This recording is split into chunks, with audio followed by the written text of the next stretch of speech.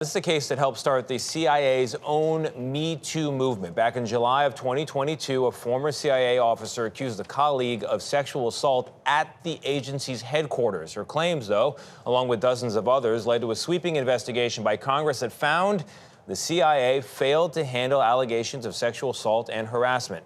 Now, with that trial set to begin, the alleged victim revealed her identity for the very first time. Speaking with our Weijia Jiang.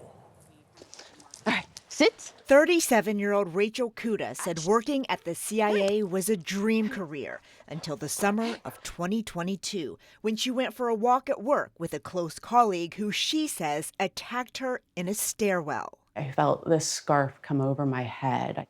I turned around and my attacker said, "This is what I want to do to you." Started to tighten it and then tried to lean in to kiss me. I pushed him off of me, told him to stop. What was going through your mind? I didn't know what had just happened. No one had ever tried to touch me at work. Cuda said she tried to report what happened to her immediate supervisor and then to multiple other CIA offices, but says she discovered there was no formal process in place to handle claims of sexual misconduct. I was in the dark about how my case was being handled. I was not given appropriate updates on what was being done to keep me safe. Cuda says CIA officials warned her that going to the police would violate the confidentiality agreements she made as an agency employee. I was very adamant. I want to go to law enforcement, but I also want to keep my career. There was no pathway to do that. When a series of internal investigations cleared her attacker of any wrongdoing, she turned outside of the CIA, filing a police report and seeking a protective order. She also shared her story with Congress, testifying behind closed doors to the House Intelligence Committee. How would you describe the culture within the CIA as it relates to sexual misconduct? From speaking to survivors, there has been a consistent culture of you don't speak up about it. You let it go.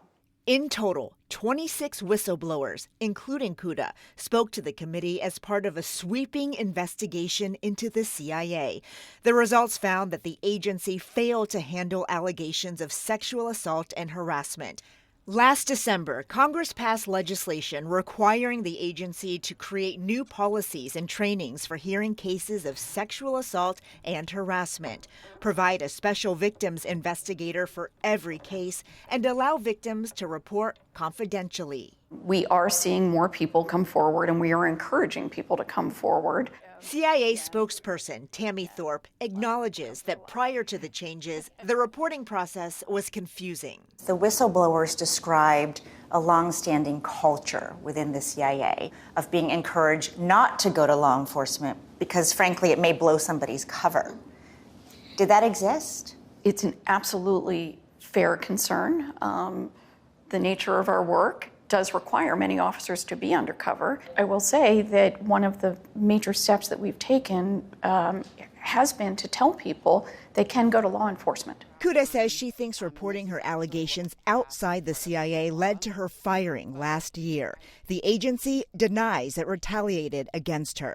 She says she's still hearing from victims who say they don't feel safe reporting their cases to CIA officials. There are still core tenets that we are missing for survivors at CIA. What is your message to those employees if they do, in fact, feel like not enough has changed? My message is, please come forward and share your concerns. We understand that we have more work to do. County prosecutors in Virginia ultimately charged Cuda's alleged attacker with misdemeanor battery, not sexual assault. A recent legal filing by his attorney argued he had been falsely accused, that he had gently draped that scarf over Cuda in a lighthearted joke and had no intention of harming her. Jury selection begins today, and Cuda told us she plans to testify. Gayle. Lighthearted joke, not funny. You shouldn't have to decide, Weijia, between going to law enforcement and keeping your job. Thank you so much for bringing us this story. Really appreciate that.